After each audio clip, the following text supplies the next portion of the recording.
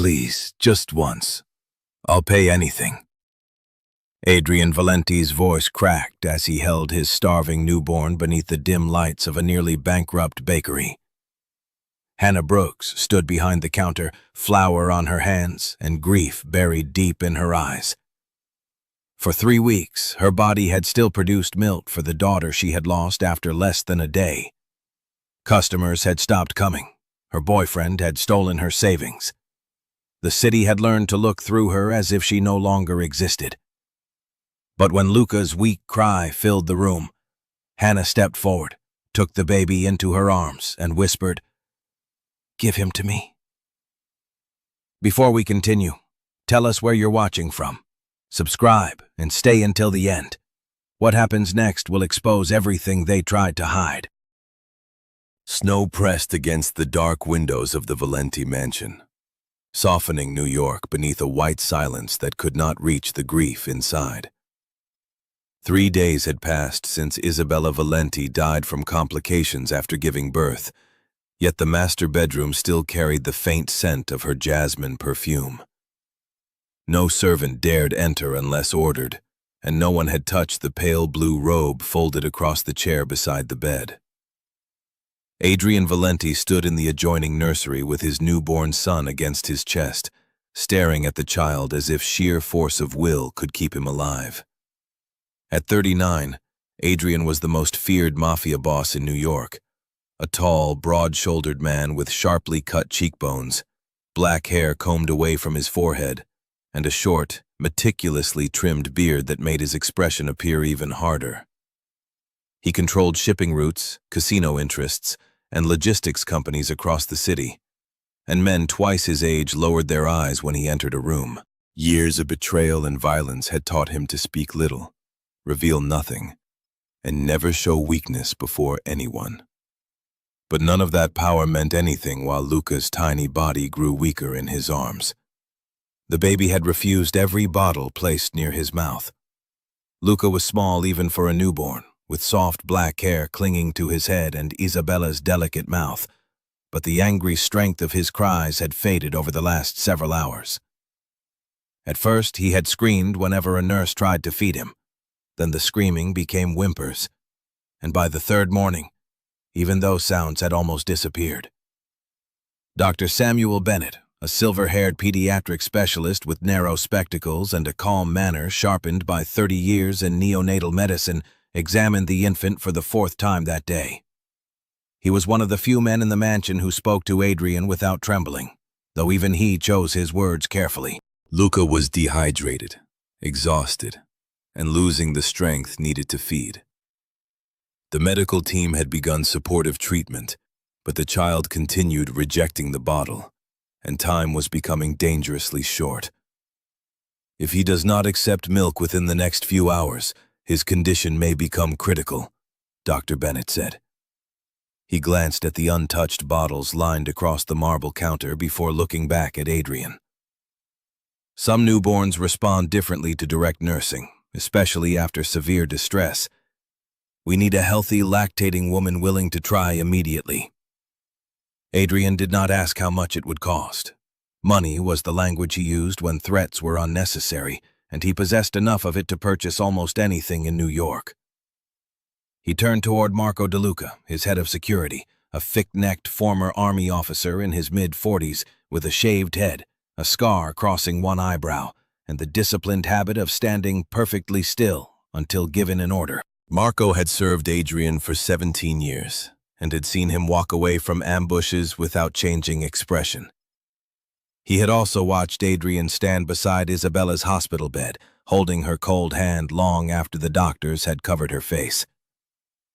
Since that night, Marco had spoken more softly around him.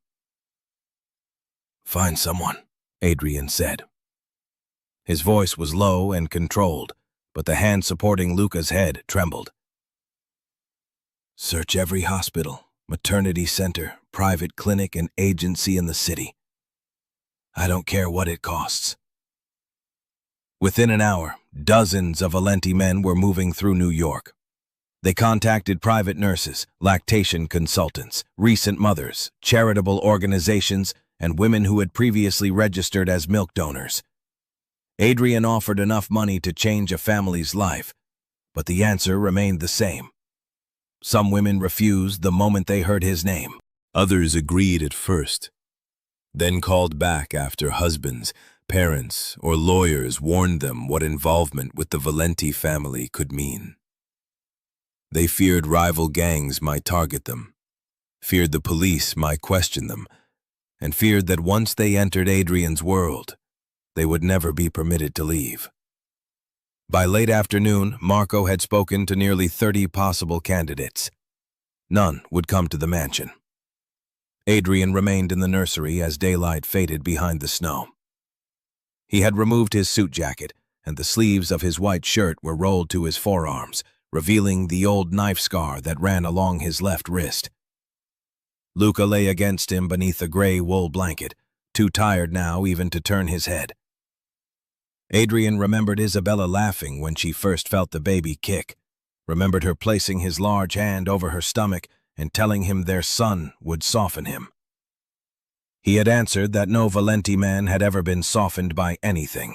The memory cut through him with such force that he had to lower his face toward Luca's hair to keep anyone from seeing his expression. He had failed to save Isabella. Now he was watching their son slip away while an empire waited for his commands. Across the city, Marco's youngest security lieutenant noticed a handwritten sign in the window of a small bakery in Queens.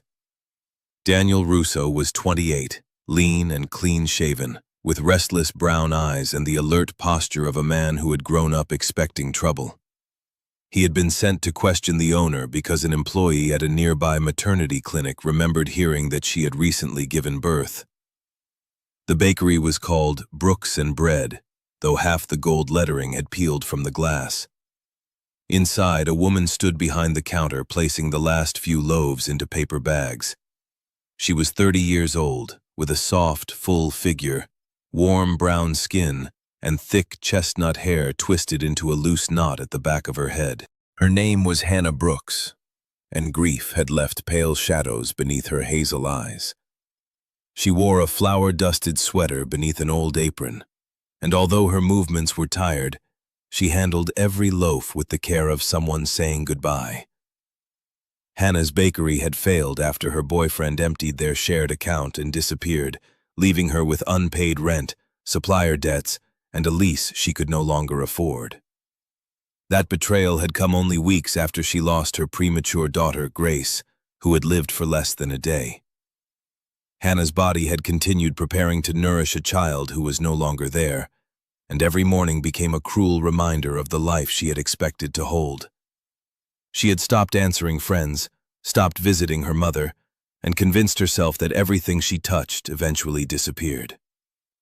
That evening, she was selling the final bread before handing the keys back to the landlord.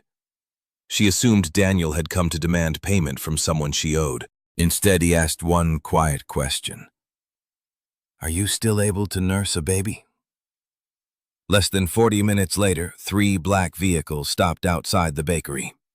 Adrien entered first, carrying Luca beneath his coat to protect him from the cold. Marco followed, then Dr. Bennett. But Hannah barely noticed the armed men or the expensive cars visible through the window. Her eyes fixed on the infant's colorless face and the tiny mouth that opened without enough strength to cry.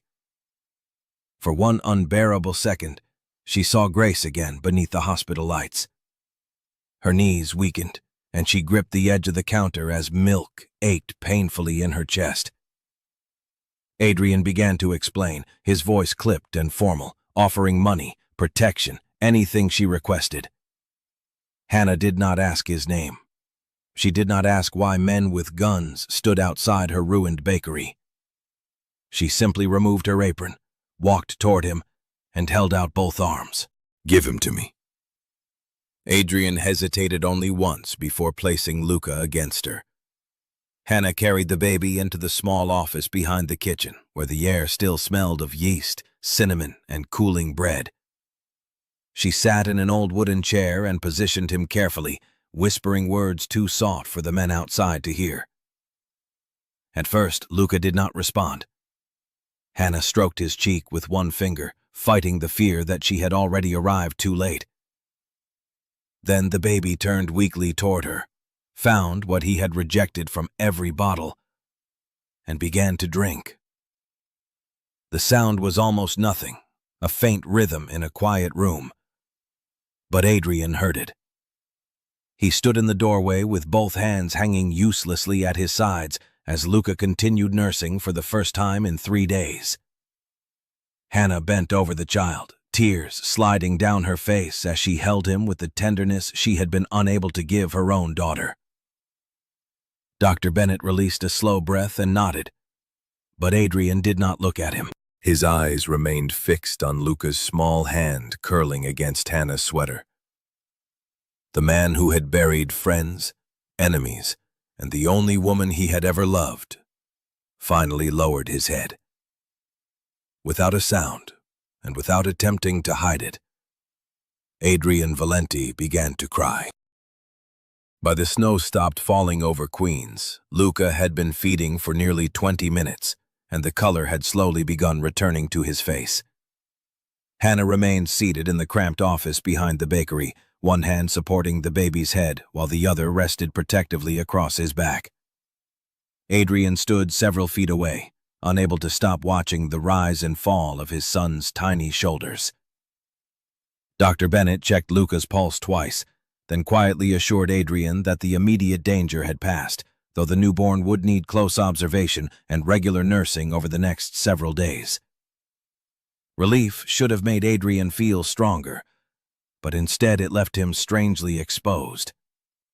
The woman sitting before him had done in minutes what his wealth, his doctors, and his entire organization had failed to accomplish. For the first time in years, Adrien Valente found himself needing something from someone who did not fear him and could not be bought. When Luca finally released Hannah and fell asleep against her chest, Adrien asked everyone else to leave the room. He waited until the door closed before speaking, his expression once again controlled beneath the sharp lines of his face. He offered Hannah a private room at the Valente mansion, full medical supervision, transportation, protection, and enough money to erase every debt connected to the bakery.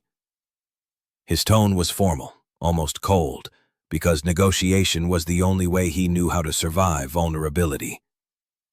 He told her it would be temporary, perhaps only a few weeks, until Luca became strong enough to accept a bottle or another feeding arrangement could be found. Hannah looked down at the sleeping child rather than at the man making the offer. She knew the amount Adrien mentioned could restore her business, pay her rent, and rebuild the life that had collapsed around her. But money was not what made her answer. "I'll come," she said quietly. But not because of the payment. Adrien's eyes narrowed slightly, unused to anyone refusing the meaning behind his offers. Hannah adjusted the blanket around Luca and finally met his gaze. She told him the baby had been dangerously weak and might reject the bottle again the moment she left. She would not walk away knowing he could die without her. Adrien studied her face for any sign of performance, greed, or hidden ambition, but found only exhaustion and the raw honesty of someone who had already lost too much. Hannah did not ask what kind of man he was, what crimes had built his fortune, or why armed guards waited outside the bakery. She understood enough from the name Valente and the silence of the men around him. Yet fear had already taken her daughter, her relationship, and her livelihood, and she no longer intended to let it choose what kind of person she would become. The Valente mansion stood behind iron gates on a private stretch of Long Island. A vast stone residence with tall windows, sweeping staircases, and more rooms than Hannah could count. From the outside, it looked immaculate, but inside, it carried the restless disorder of a house abandoned by grief. Staff members moved quickly and spoke in whispers, constantly watching for signs of Adrien's arrival. Since Isabella's death, 3 housekeepers had resigned, 2 nannies had left without collecting their final pay, and the kitchen staff had changed so often that no one seemed certain who was responsible for anything. Adrien's temper had become unpredictable, not violent toward the servants, but sharp enough to make every mistake feel dangerous. A cold dinner could result in hours of silence. A misplaced document could bring a look that made grown men forget how to speak. The mansion functioned, but it did not live. The senior housekeeper who greeted Hannah was Teresa Marino, a compact woman in her late 50s with silver-streaked black hair, deep brown eyes, and the practical manner shaped by 3 decades of serving the Valente family. Teresa had loved Isabella and had become increasingly protective of the household after her death, though exhaustion showed in the lines around her mouth. She looked Hannah over carefully, taking in her full figure, inexpensive coat, and flower still caught beneath one fingernail. Her expression suggested she did not understand why Adrien had brought a bankrupt baker into the most guarded home in New York. Still, the moment Luca stirred against Hannah and settled again at the sound of her voice, Teresa's suspicions softened. She led Hannah upstairs to a suite beside the nursery and explained the rules of the house, most of which centered on staying out of Adrien's way. Hannah spent the first 2 days almost entirely with Luca. She learned the rhythm of his hunger, the quiet sound he made before waking, and the way he relaxed when she placed her palm against the center of his back. She slept in short intervals, rising every few hours to feed him, while nurses recorded his weight and temperature.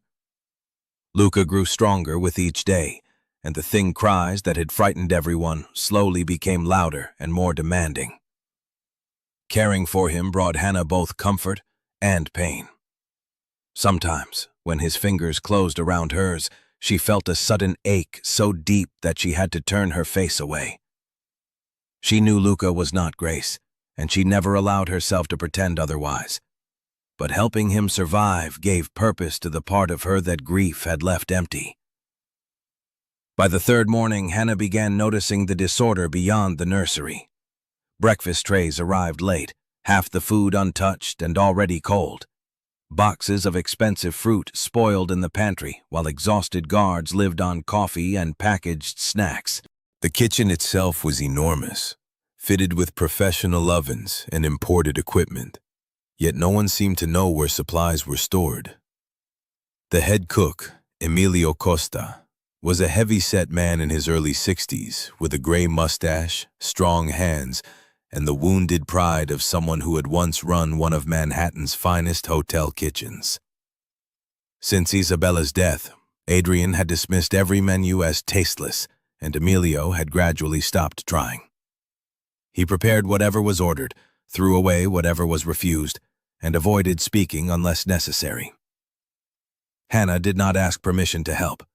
She began by clearing expired ingredients from the pantry and arranging the shelves so that older supplies would be used first. She labeled flour, rice, canned goods, spices, and medical foods in clear handwriting.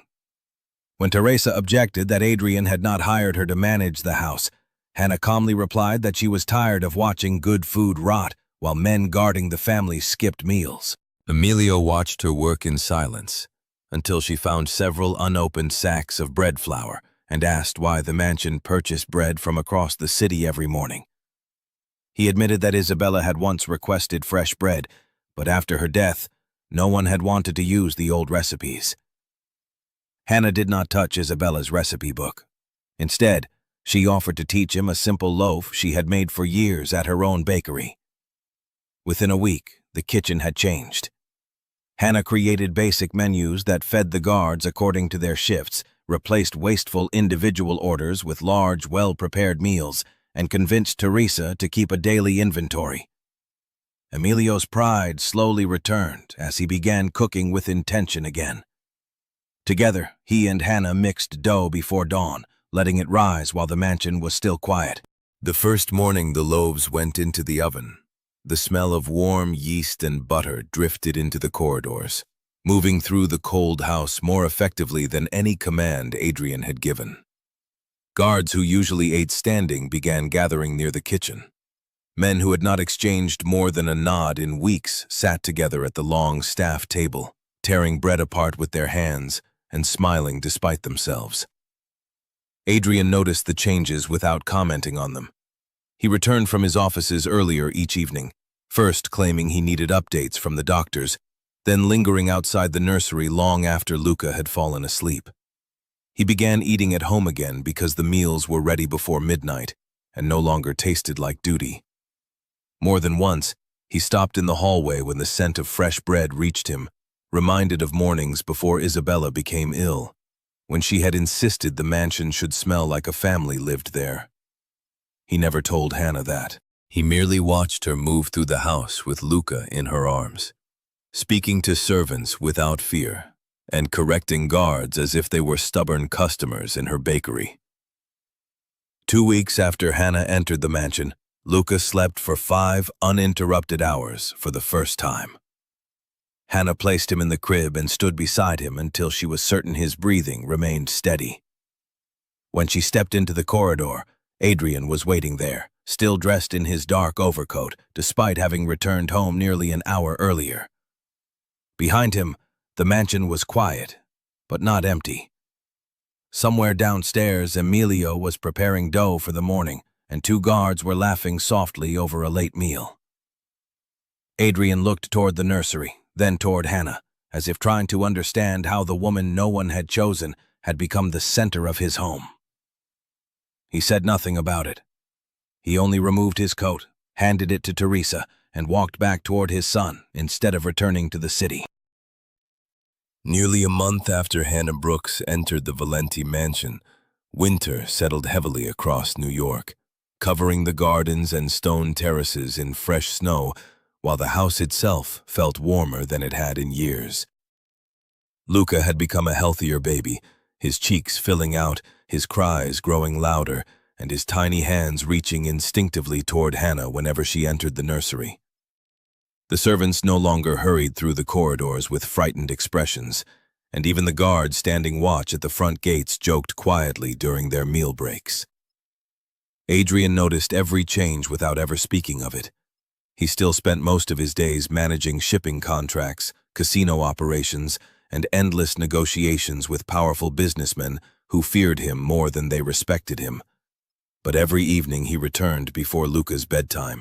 He often stood silently beside the crib, watching his son sleep, convincing himself that the peace filling the mansion had finally pushed away the darkness left behind by Isabella's death.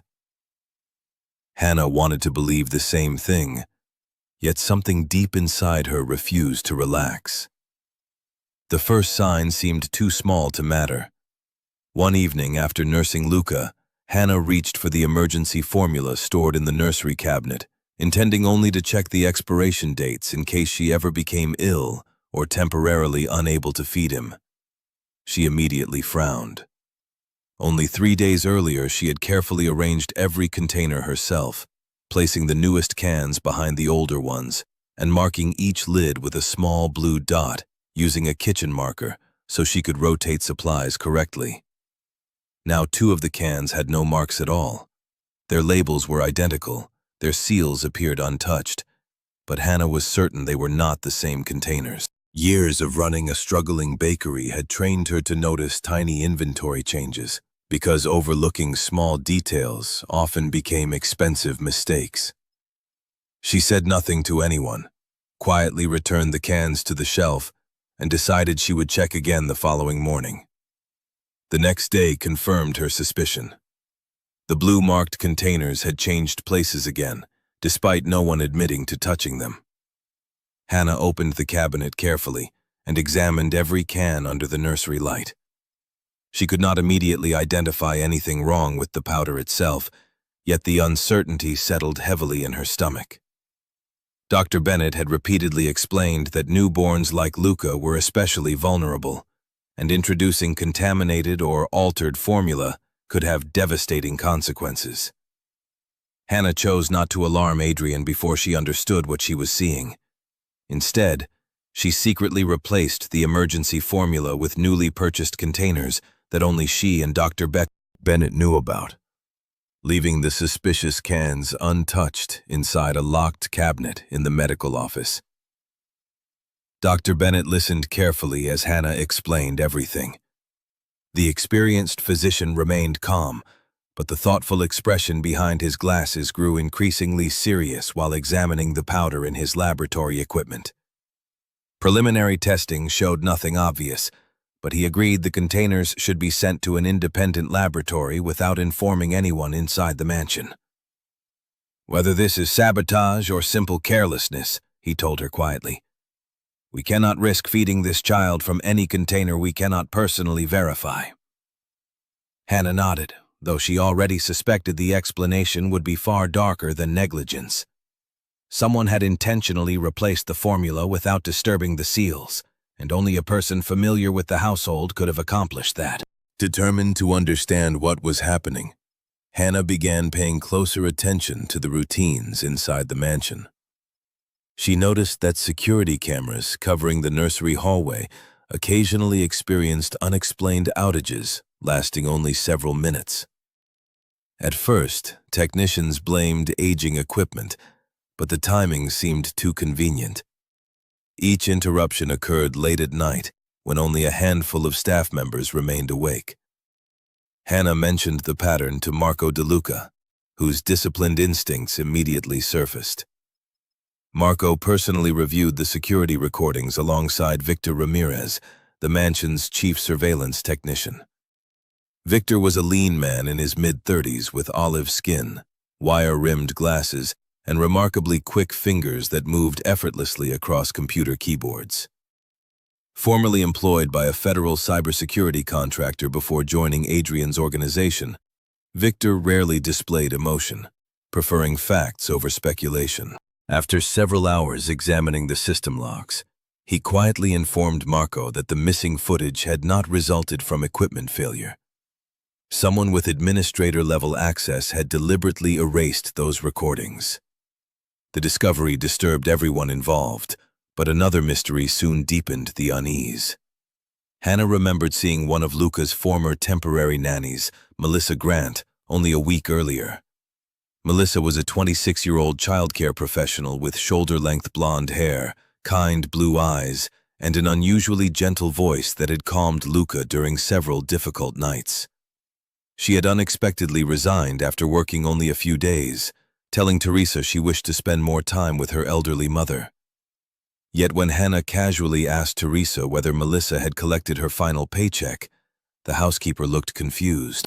Teresa admitted she had been unable to reach Melissa despite several attempts, and the address listed in her employment file belonged to an apartment that neighbors claimed had been empty for weeks.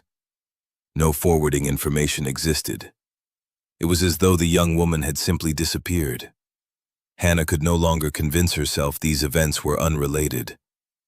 Rather than confronting Adrien immediately with suspicions she could not yet prove, she quietly began assembling every small inconsistency she observed. She wrote dates, times, names, and unusual incidents inside a notebook she kept hidden beneath folded baby blankets. Marco secretly provided access to visitor records without asking unnecessary questions, trusting Hannah's judgment after watching her devotion to Luca over the previous month.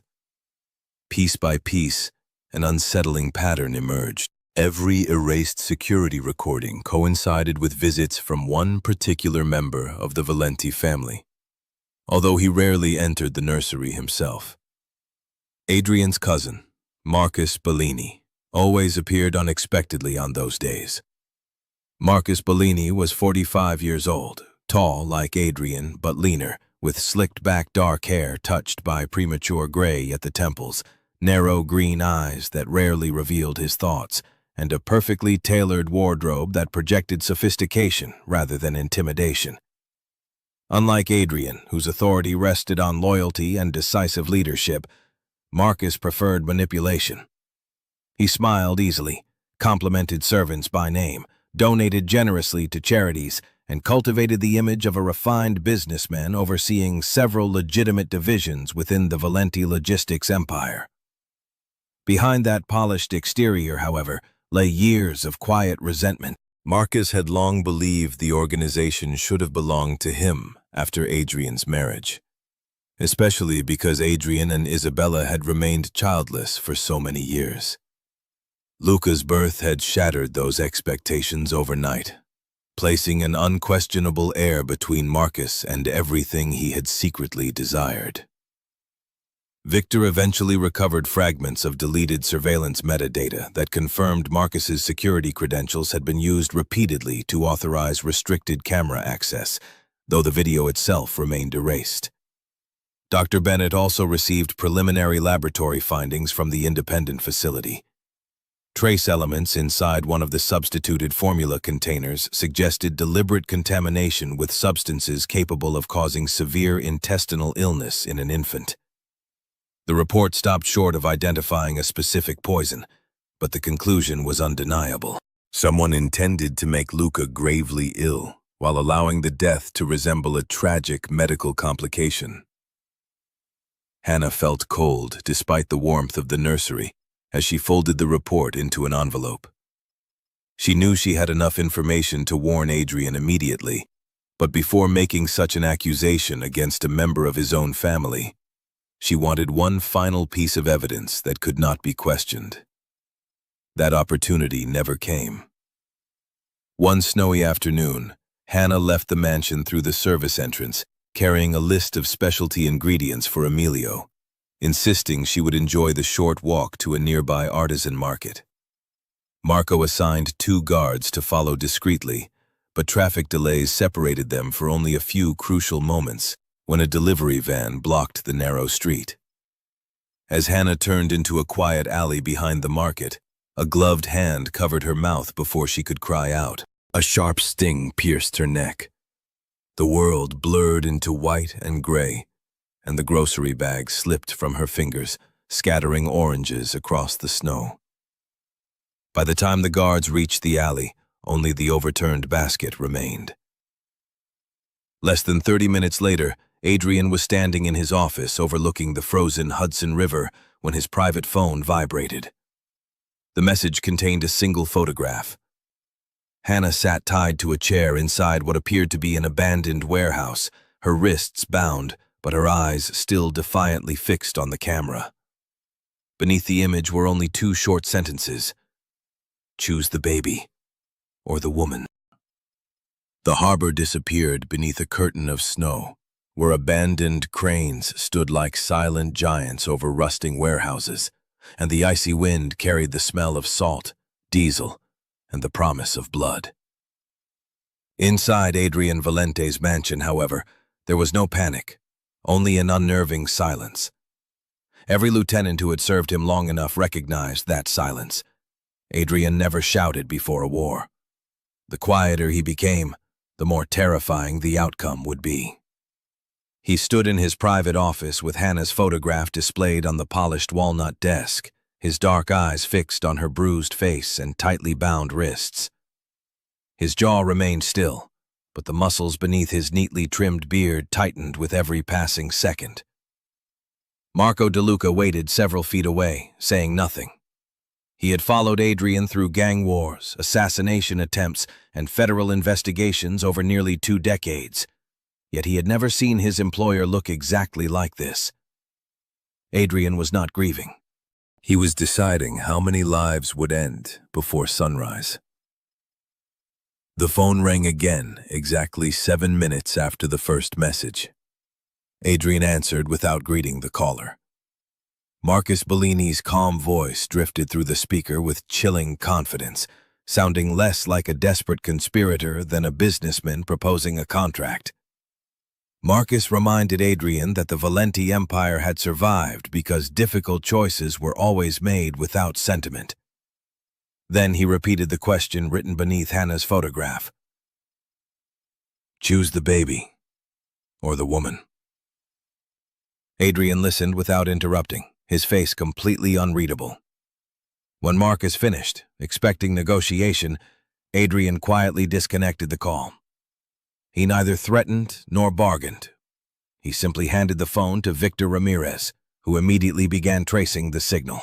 Within minutes, Victor's fingers raced across several encrypted tracking programs before stopping on a blinking point near an abandoned shipping terminal that had been closed since a devastating warehouse fire 8 years earlier. Adrien glanced once at the map before fastening the buttons of his black overcoat. "We're leaving," was all he said. Word spread through the Valente organization with astonishing speed. Convoys rolled out from warehouses, logistics centers, casinos, and private security compounds scattered across the city. Hundreds of loyal men answered the call without asking why. Many had joined Adrien because he had rescued them from poverty, prison, or rival organizations years before. Others respected him because, unlike most crime bosses, he never abandoned those who remained loyal. They formed disciplined teams rather than reckless mobs, moving with military precision under Marco's direction. The convoy of black SUVs stretched across several city blocks as snow continued falling onto their roofs. No negotiations were requested. No ransom was prepared. Adrien had already made his decision long before leaving the mansion. He was not coming to exchange lives. He was coming to end the conspiracy forever. Inside the abandoned warehouse, Hannah struggled to remain conscious. Her wrists were tied to a steel chair overlooking the frozen loading dock, while several armed men guarded the entrances below. Marcus Bellini stood nearby, wearing an expensive charcoal overcoat, untouched by the dirt surrounding him, his polished shoes strangely clean against the cracked concrete floor. Even now he looked composed, almost elegant, as though attending a formal business meeting instead of orchestrating murder. He told Hannah that she had complicated matters simply by caring too much about a child who was never hers. Hannah answered nothing. Fear remained lodged deep inside her chest, but it no longer controlled her. During the weeks she had spent caring for Luca, she had discovered something grief had nearly stolen forever. Loving another child did not erase Grace's memory. It honored it. Marcus mistook her silence for surrender. He had no idea that she was quietly praying Adrien would protect Luca, even if it meant never finding her. The first explosions shattered every window along the eastern wall. Steel doors burst inward as flash grenades flooded the warehouse with blinding light and deafening thunder. Marco led the first assault team through the smoke, barking precise commands while disciplined gunfire echoed across the empty loading bays. Adrien entered moments later, moving with frightening calm through the chaos. He carried no expression of anger, only absolute certainty. Every movement was deliberate, every shot controlled, every decision final. The traitors who attempted to retreat discovered escape routes already blocked by Valente men advancing from every direction. Years of controlling New York's ports had taught Adrien every tunnel, dock, and warehouse surrounding the harbor. Marcus had unknowingly chosen the worst possible battlefield. During the confusion, one of Marcus's surviving gunmen disappeared into a side corridor leading toward the temporary nursery, where Luca had been hidden after being secretly brought to the warehouse as leverage against Adrien. Marco had suspected Marcus might use the baby during negotiations and had ordered search teams to prioritize the child. But the gunman reached the room seconds before they did. When Adrien burst through the doorway, he found the man gripping Luca with one arm while pressing a pistol against the infant's tiny head with the other. Luca had awakened and was crying desperately, his frightened sobs cutting through the sound of gunfire outside. Time seemed to stop. Even Marco froze, knowing that one careless movement could cost the child's life.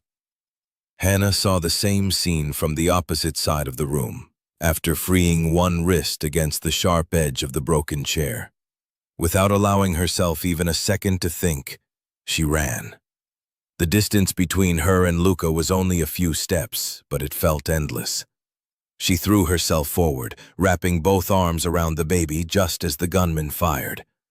The bullet tore through the air and grazed the top of her left shoulder, ripping fabric and flesh before striking the concrete wall behind them. Pain exploded through her body, yet she never loosened her grip. Instead, She curled herself completely around Luca, shielding him with every part of her own body, exactly as any mother would protect her child. The baby continued crying against her chest, alive, while warm blood slowly spread across her sleeve. The single gunshot became the last mistake Marcus's men ever made. Adrien crossed the room before anyone else could react. The man holding the weapon barely had time to turn before Adrien disarmed him with brutal efficiency. Outside, the remaining traders attempted to regroup, but Valente forces overwhelmed them within minutes. Marcus fled toward the docks, hoping to reach a waiting boat hidden beyond the abandoned cranes, yet Marco intercepted him before he reached the pier. By dawn, every member of the conspiracy had either surrendered or fallen. The betrayal that had threatened Luca's life was finished. The harbor grew strangely quiet again, disturbed only by drifting snow settling over broken crates and abandoned weapons. Paramedics rushed toward Hannah as soon as the building was secured, but Adrien reached her first. She remained seated on the cold concrete floor, pale from blood loss, yet refusing to let anyone remove Luca until she knew he was safe. Adrien gently lifted the baby into Marco's waiting arms before kneeling beside her. For several long seconds, he simply looked at the woman who had twice placed herself between his son and death, without asking for anything in return. Hundreds of Valente soldiers, guards, drivers, and lieutenants stood watching in complete silence. None of them had ever witnessed Adrien display affection in public, not even toward Isabella during their marriage. Without caring who saw, Adrien slipped one arm carefully around Hannah's uninjured shoulder and pulled her into his embrace. She leaned against him, exhausted, while the snow drifted through the shattered warehouse roof above them. Adrien slowly turned to face every loyal member of his organization still gathered across the harbor.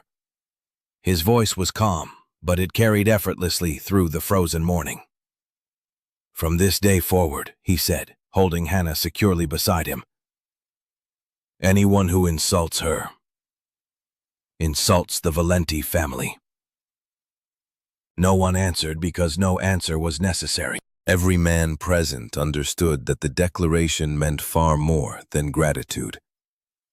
In the eyes of Adrien Valente, the woman nobody had chosen had just become someone his entire empire would protect. A full year later, winter returned to New York, covering the city's rooftops with fresh snow, while the Hudson reflected pale morning light instead of the darkness that had once surrounded the Valente name. Much had changed since the night of the harbor rescue. Marcus Bellini's betrayal had shattered the last illusion that power alone could protect a family, and Adrien Valente had spent the following months reshaping both his empire and himself. One by one, businesses connected to violence disappeared behind legitimate companies that expanded the logistics network, modernized the shipping terminals, invested in commercial transportation, and developed legal international trade routes. The casinos operated under transparent licensing, former warehouses became distribution centers, and thousands of employees now earned honest livelihoods through enterprises that no longer depended upon fear. Newspapers that once described Adrien as the city's most untouchable mafia boss gradually replaced those headlines with stories about a mysterious businessman investing millions into neighborhoods long abandoned by other investors. People still lowered their voices whenever the Valente name was mentioned, but the fear that had once defined it slowly gave way to respect. Hannah Brooks recovered completely from the bullet wound, although a narrow scar remained across her left shoulder as a quiet reminder of the choice she had made that snowy morning. She never tried to hide it. Instead, she accepted it as proof that love sometimes demanded courage before certainty.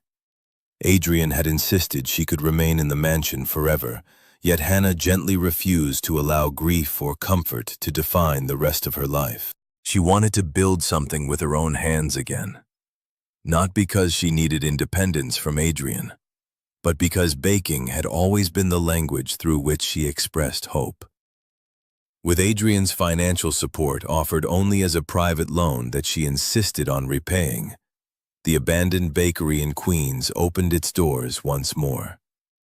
Above the freshly restored windows hung a new wooden sign carved in elegant gold lettering, Little Luca Bakery.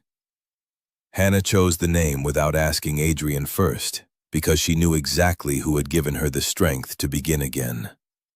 The little boy she had once saved had unknowingly rescued her from becoming a prisoner of her own sorrow. The bakery quickly became unlike any other in the neighborhood. Warm light spilled through the front windows before sunrise every morning, and the scent of butter, cinnamon, and fresh bread drifted down the snow-covered sidewalks long before customers arrived. Hannah personally greeted everyone who entered, remembering names, favorite pastries, and even birthdays with the same quiet kindness that had once transformed the cold atmosphere inside the Valente mansion. Mothers often gathered there after walking their children to school. Elderly couples lingered over coffee instead of rushing home, and construction workers stopped by before beginning their shifts simply because Hannah insisted everyone deserved a hot breakfast. Above the register hung a small framed photograph of a sleeping infant wrapped in a blue blanket. No caption explained its meaning. Those who knew the story never needed one. Every morning at precisely 8 o'clock, a familiar black limousine stopped outside the bakery. Adrien never sent drivers inside with Luca.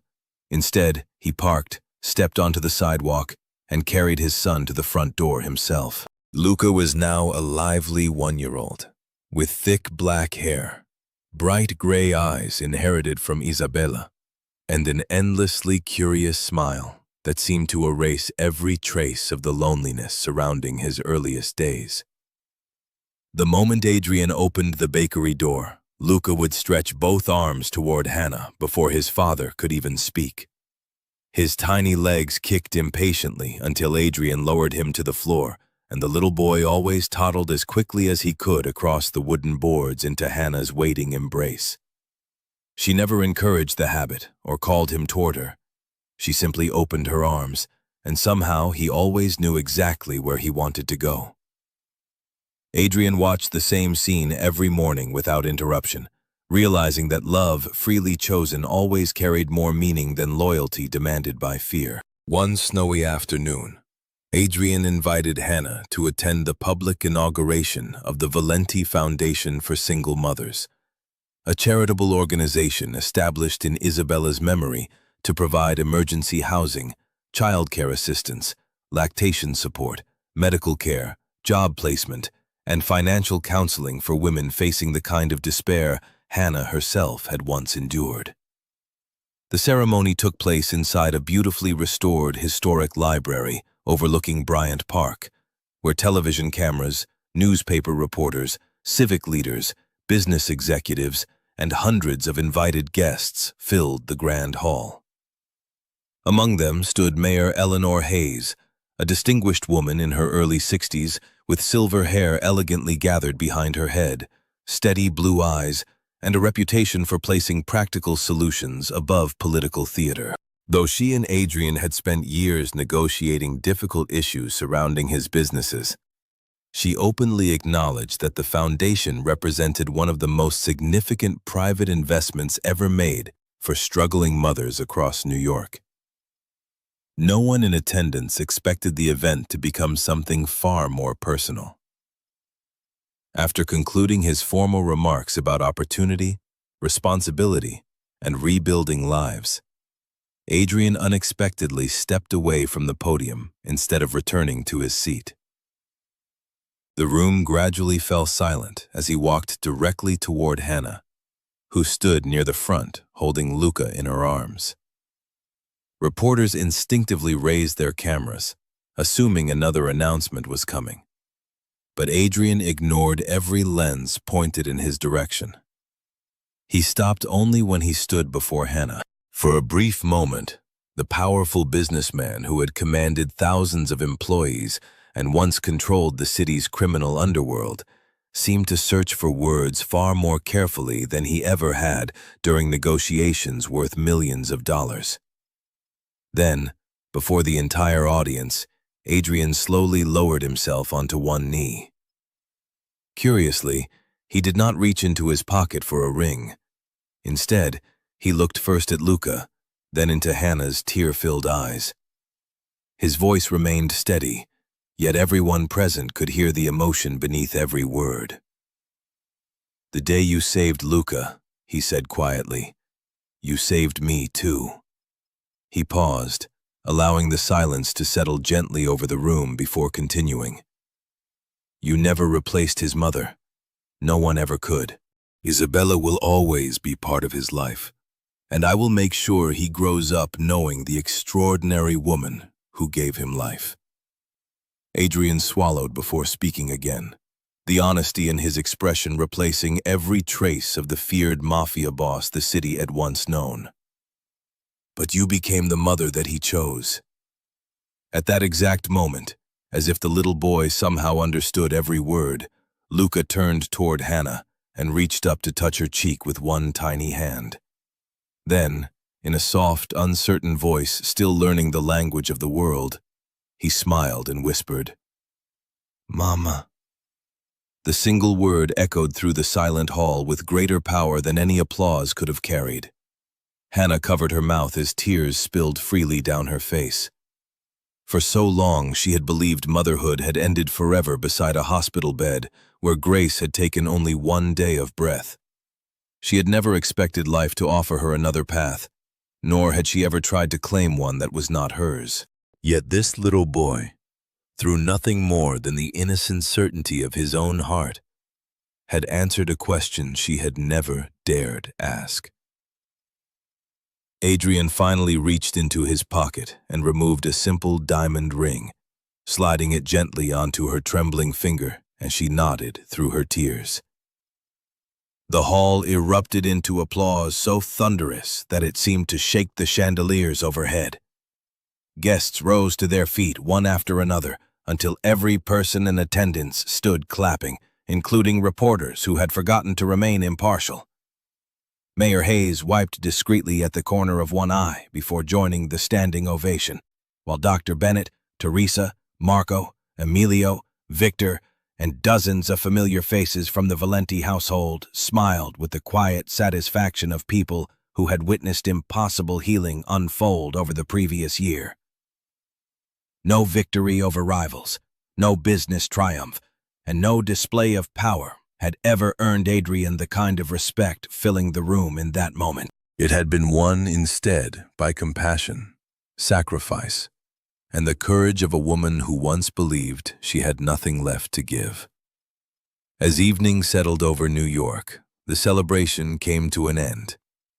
Adrien carried Luca while Hannah walked beside them, her hand resting naturally in his as they stepped into the waiting limousine. Snow drifted gently through the glowing city lights while the vehicle moved slowly along familiar streets that had once symbolized power, fear, and isolation. People on the sidewalks glanced toward the passing limousine with curiosity, never realizing they were watching far more than the car of a powerful businessman.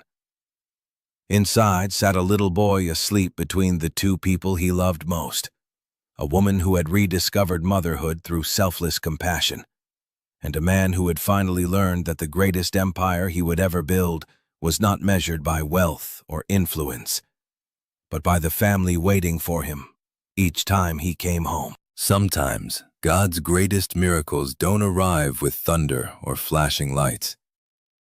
Sometimes, they come wrapped in heartbreak, hidden inside the people the world has overlooked. Hannah believed she had lost everything when she lost her daughter, yet God still had a purpose for the love that remained in her heart. Adrien believed power could protect the people he loved, until God showed him that true strength is found in compassion, humility, and family. Luca did not choose the richest person, the strongest person, or the most powerful person. He simply chose the heart that loved him without condition. Perhaps someone watching this story today is carrying a pain no one else can see. Maybe you've lost someone, been betrayed, or convinced yourself that your best days are behind you. But remember this: God never wastes our tears. He can transform our deepest wounds into someone else's miracle, just as he turned Hannah's grief into a new beginning for an innocent child and a broken father. Trust his timing, even when you cannot understand his plan, because his purpose is always greater than our pain.